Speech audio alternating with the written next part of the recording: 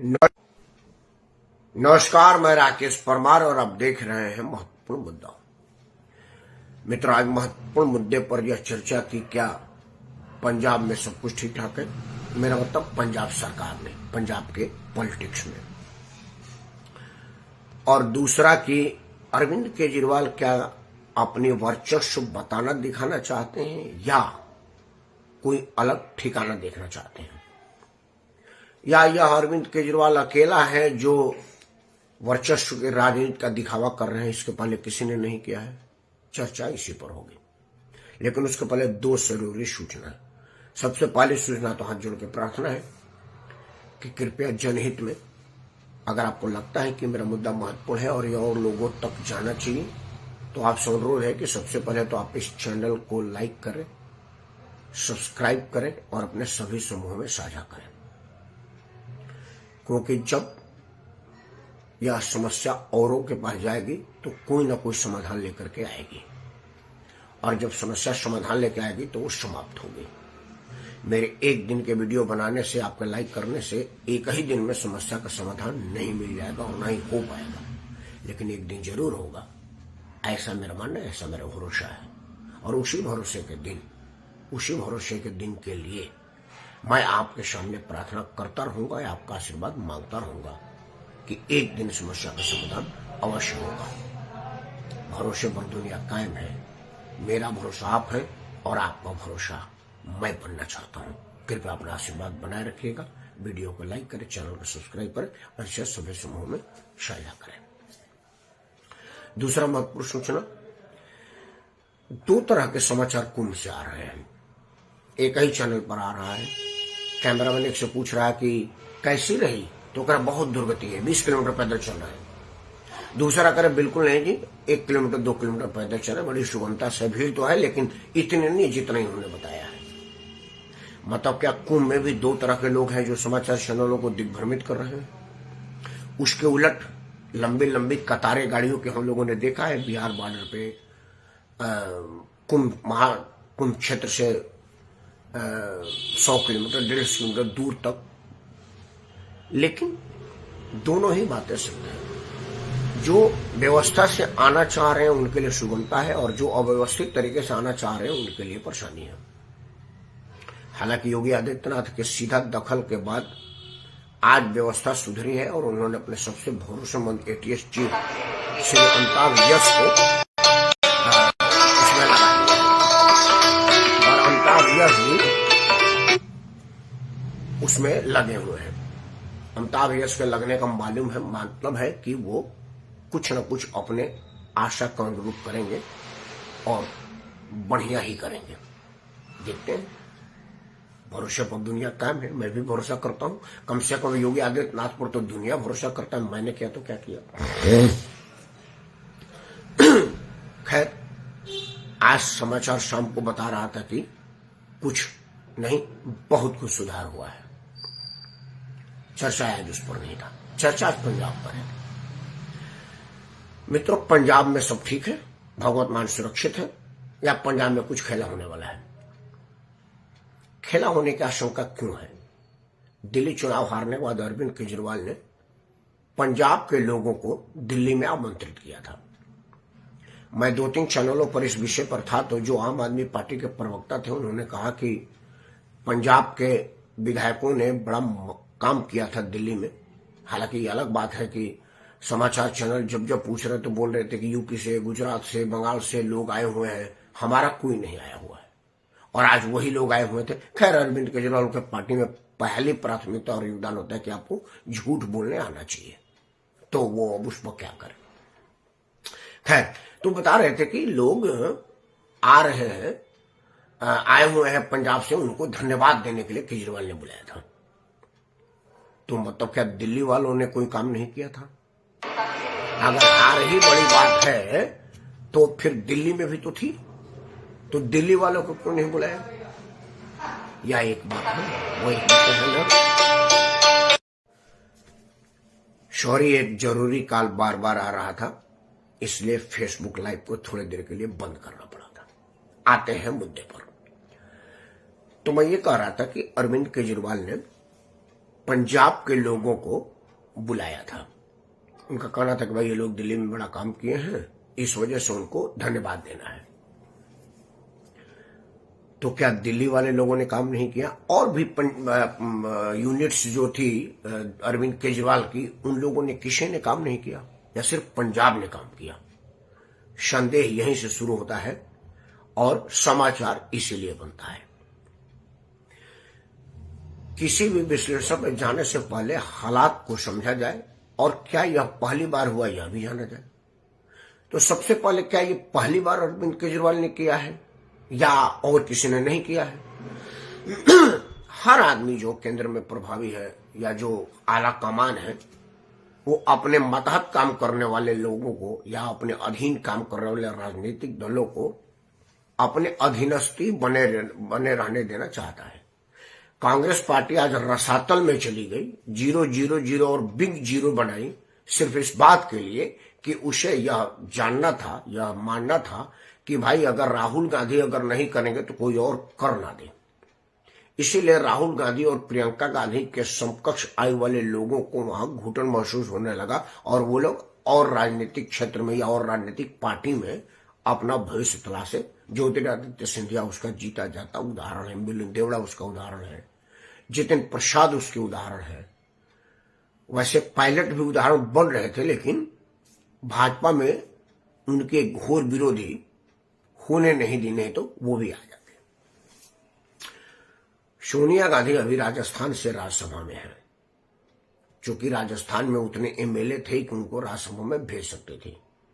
सोनिया गांधी का राजस्थान से कोई मतलब नहीं है। अब आप कह सकते कि उन्होंने भारतीय नागरिकता ले लिया तो पूरे भारतवर्ष के हैं, बिल्कुल भारतवर्ष के हैं। तो उस हिसाब से तो केजरीवाल पैदा ही हरियाणा में हुआ है, जो पहले पंजाब का हिस्सा था। हरियाणा पंजाब से ही बटा हुआ है, तो इस नाते तो उसका अपना गृह प्रदेश भी है हरियाणा। सोनिया गांधी से तो ज्यादा पंजाबी है वो। अगर सोनिया गांधी राजस्थान से राज्यसभा में आ सकते हैं, मनमोहन सिंह जी आसाम से राज्यसभा में आ सकते हैं, तो फिर अरविंद केजरीवाल पर सवाल क्यों और बवाल क्यों? तो पहले ये मान लीजिए कि आला कमान राजनीतिक प्रक्रिया में, राजनीतिक परंपरा में आला कमान की सुरक्षा, सुविधा और सहूलियत मायने रखती है, स्थान, राजनीतिक क्षेत्र और लोग माने नहीं रखते हैं। अरविंद केजरीवाल भी आला कमान प्रवृत्ति का है और वो आला कमान के वजह से अपने आप को सुपीरियर बनाए रखने के लिए, खुद की भविष्य सुरक्षित रखने के लिए पंजाब के लोगों को दिल्ली में तलब किया। मैं एक चैनल पर था, उसमें मैंने बोला कि भाई अगर पंजाब के लोगों को धन्यवाद देना ही चाह रहा था अरविंद केजरीवाल, तो यहां से एक छोटा सा प्लेन पकड़ता, चार्टर प्लेन में वो जाता है। आमतौर पर पैसेंजर ट्रेन और प्लेन तो वो सिर्फ चुनाव में दिखाने के लिए करता है, अपने चलने के लिए चार्टर्ड में ही चलता है। तो एक चार्टर्ड प्लेन लेता और पंजाब जाता और वहीं पर चंडीगढ़ में सब लोगों को धन्यवाद दे देता। उसमें कम खर्चा लगता, लेकिन सारे लोगों को पंजाब से दिल्ली तलब करने में आना जाना, रहना, खाना कई गुना खर्चा लगा है। ऐसा क्यों किया? मित्रों, 2-3 बातें इसमें मैं कहना चाहूंगा। सबसे पहले की बात जान लीजिए कि पंजाब के राजनीति में भगवत मान शुरू से ही परेशान किए जा रहे हैं। जब उनको नेता घोषित किया गया तब भी परेशान थे, जब मुख्यमंत्री बनाए गए तब भी परेशान थे। आप लोगों को ध्यान होगा कि बहुत ज्यादा र्यूमर उठी थी कि भगवत मान को रिप्लेस करके राघव चड्ढा को हम मुख्यमंत्री बनाया जाएगा। उस बात राघव चड्ढा की पंजाब में क्या हैसियत है जान लीजिए कि जो पंजाब में आरटीआई से प्राप्त सिक्योरिटी वाले लोगों की लिस्ट आई है, जो Z+ सुरक्षा पाए हुए हैं, उसमें पहले नंबर में अरविंद केजरीवाल है। यह तब है जब अरविंद केजरीवाल दिल्ली का मुख्यमंत्री और केंद्र से Z+ सुरक्षा हासिल है उसे। पहला नंबर में उसका नाम है। प्रोटोकॉल में मुख्यमंत्री के पहले वो है। कह सकते हैं कि भाई कन्वीनर है आम आदमी पार्टी का और आम आदमी पार्टी का सरकार है, इसलिए अपने नेता का कदर करने के लिए पहले नंबर पे नाम है। उसके बाद राघव चड्ढा। राघव चड्ढा को पंजाब सरकार ने किस बेहद पर Z+ की सुरक्षा दिया है, यह जांच का विषय है और इस पर शोध होगा। जो शोधार्थी हैं, जो कठिन से कठिन विषयों पर विद्यार्थी शोध करते हैं, वो शोध में लगे होंगे, क्योंकि राघव चड्ढा ने अपने पूरे जीवन में तीन ही काम किया है। एक, पंजाब में विधायकों को टिकट देने में पैसे की उगाही किया था। ये मैं नहीं कर रहा हूं, लोगों ने कहा था और घेर लिया था इसको। पुलिस आई तब जाके उसको सुरक्षित निकाल के ले गए, नहीं तो पुलिस वो अपना पैसा वापस मांग रही थी। और दूसरा, उसने परिणीति चोपड़ा से शादी किया है। और तीसरा, बोलता बढ़िया है, इसमें दो नहीं। चार्टर्ड अकाउंटेंट है, दिल्ली का जन्मा है, दिल्ली का पढ़ा लिखा है, तो तेज तर्रार होगा। और यह तीनों कारण Z+ सुरक्षा के लिए प्राप्त नहीं है। Z+ सुरक्षा उन्हीं को दी जाती है जिन पर आतंकी थेफ्ट हो या अत्यधिक सुरक्षा रिक्वायर्ड हो, जैसे मुख्यमंत्री, प्रधानमंत्री, कैबिनेट मंत्री या कुछ ऐसे पोजीशन के लोग जिनको देश या विदेश से खतरे हों। मायावती का अपने वजहों से खतरा था, उन्होंने भी कई लोगों को कमिटमेंट कर दिया था और कईयों को पूरा किया, कईयों को नहीं पूरा कर पाई। टिकट में कमिटमेंट तो उनका सर्वविदित है। मुलायम सिंह ने कहा था कि भाई हम मुसलमानों के हित में हिंदुओं को कटवा देंगे, और हमने कटवाया, इस वजह से उनको सुरक्षा दिया गया था। कल्याण सिंह ने कहा था तुम एक मारोगे तो हम 4 मारेंगे, इसलिए उनको सुरक्षा दिया गया था। बाकी उत्तर प्रदेश का मुख्यमंत्री बाय डिफॉल्ट Z+ के कैटेगरी में आ जाता है। राघव चड्ढा क्यों आया है, यह जानने वाला विषय है। मतलब राघव चड्ढा को वहां पर मुख्यमंत्री के रूप में मान लिया गया था, कुछ वजहों से नहीं हो पाया, या राघव चड्ढा इतना प्रभावी है वहां पर भगवत मान के आगे कि उसे जेल सुरक्षा दी गई है या देने पर मजबूरी हुई है।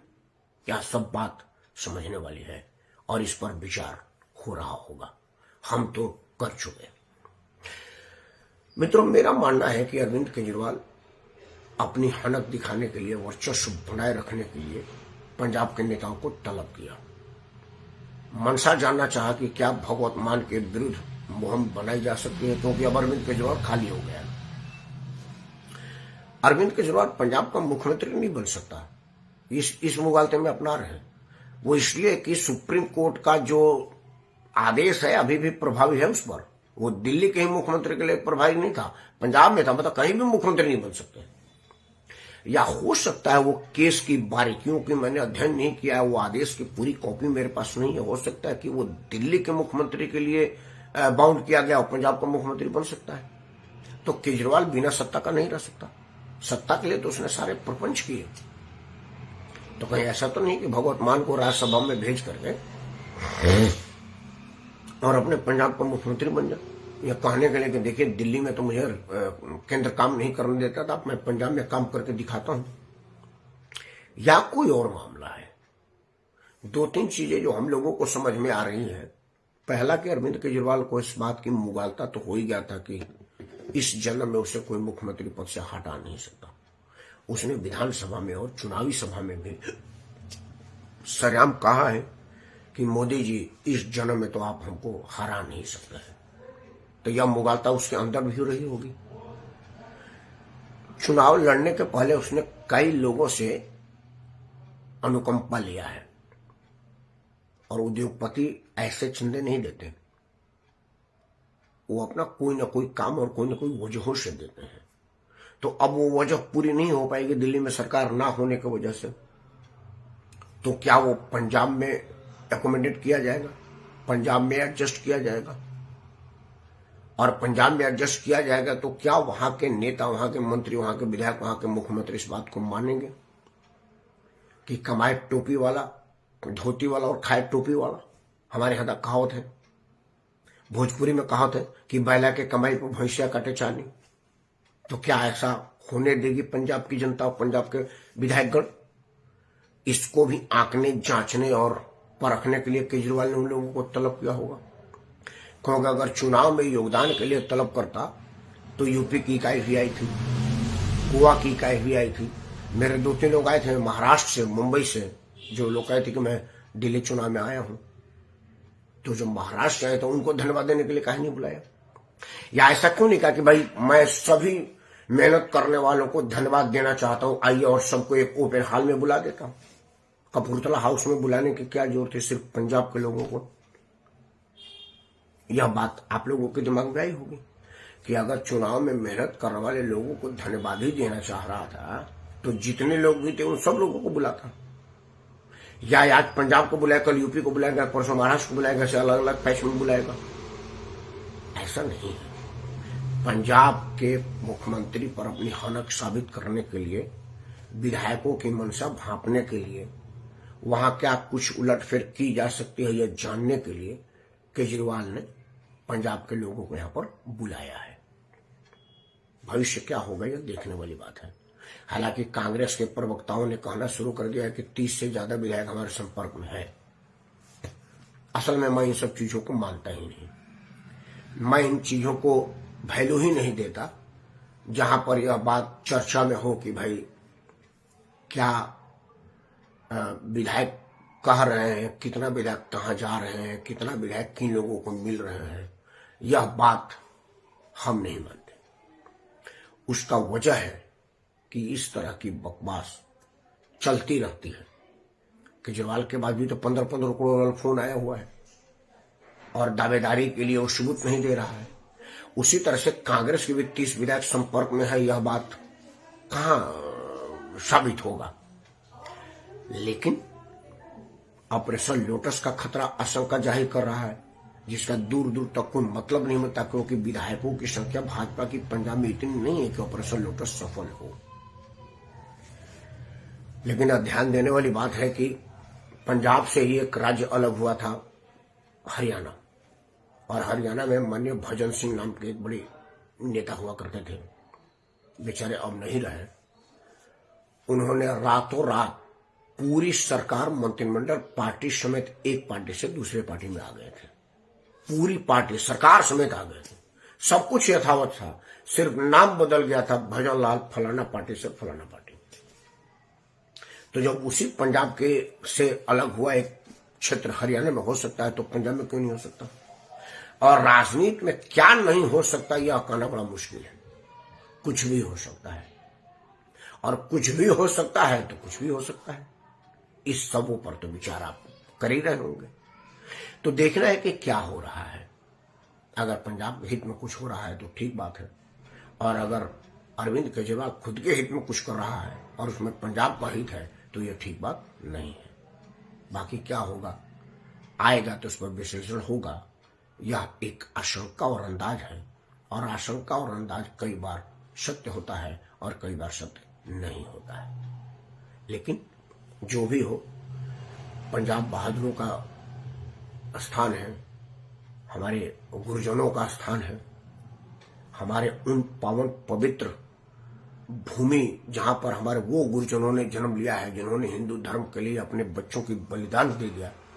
ऐसे पावन पवित्र भूमि की पावनता बनी रहे, पवित्रता बनी रहे, सनातनी होने का नाते यह मेरा फर्ज है। मेरे लिए गुरु अर्जन सिंह जी, गुरु गोविंद सिंह जी, गुरु नानक देव जी, वो सारे लोग, सारे बाबा लोग मेरे लिए वंदनीय है, मेरे लिए पूजनीय है। वो इसलिए कि वो सनातनी थे, सनातनी है और सनातनी ही रहेंगे। पूजा पद्धति उनकी चाहे बेशक बदल दी गई हो या कुछ लोगों ने उसको बदल दिया हो, लेकिन उनके मूल में हमारा मूल है, उनकी जड़ों में हमारी जड़ें हैं, और वो हमारे ही जड़ों से अलग हुए हैं। तो उनकी इज्जत करना, उनका सम्मान करना, और जिस जमीन से वो आते हैं वो जमीन का रक्षा करना, उसकी पवित्रता को बनाए रखना और पवित्र बने रहने की सोच रखना हमारा फर्ज भी है, हमारी जिम्मेवारी भी। उसको हम निभाएंगे और क्या हो रहा है ये आपको बताएंगे। पंजाब का हित हो, पंजाबियों का हित हो, इसी उम्मीद के साथ मैं राकेश परमार आप सबको सादर प्रणाम करता हूँ। जय हिंद, वंदे मातरम और भारत माता की जय। आप स्वस्थ रहें, सुरक्षित रहें, और समय और सुविधा दे करके कुंभ में स्नान जरूर करें, लेकिन व्यवस्था दे करके और जांच परख करके। तब तक जय हिंद।